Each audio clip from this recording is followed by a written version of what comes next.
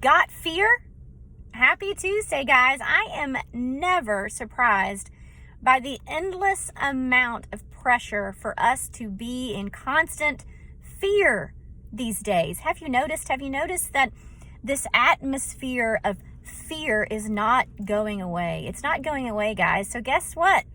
It's up to us to change. We are the ones that have to choose different and have to decide not to fear. Fear is what keeps you from your purpose. Fear is a false exaggeration about reality.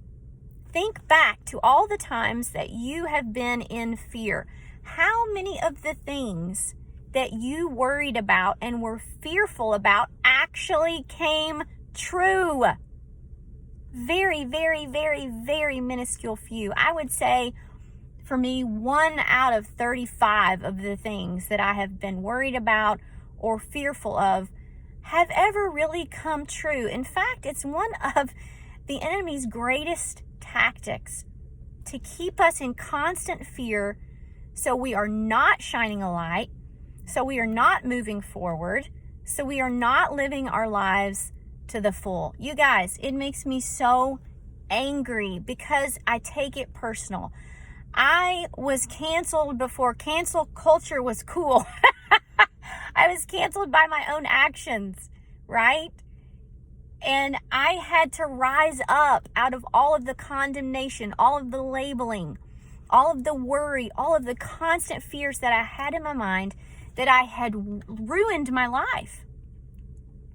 And let me tell you, folks, if I had listened to all of my fears, I would not have my ministry.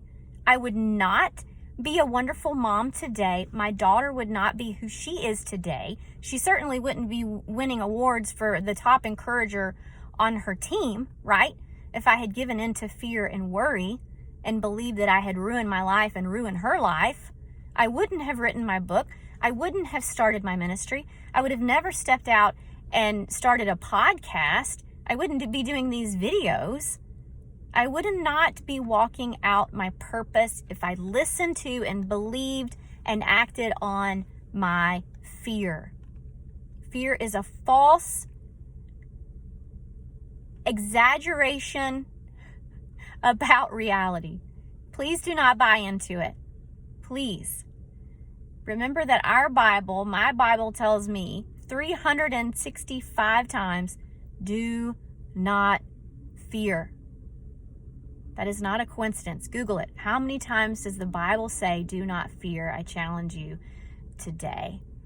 Don't buy into it. Keep pressing forward. God did not bring you this far to leave you fearful, worried, depressed, and anxious, folks. Open your Bible. There's some really good stuff in there. Read Psalms 91 today. That's my challenge for you.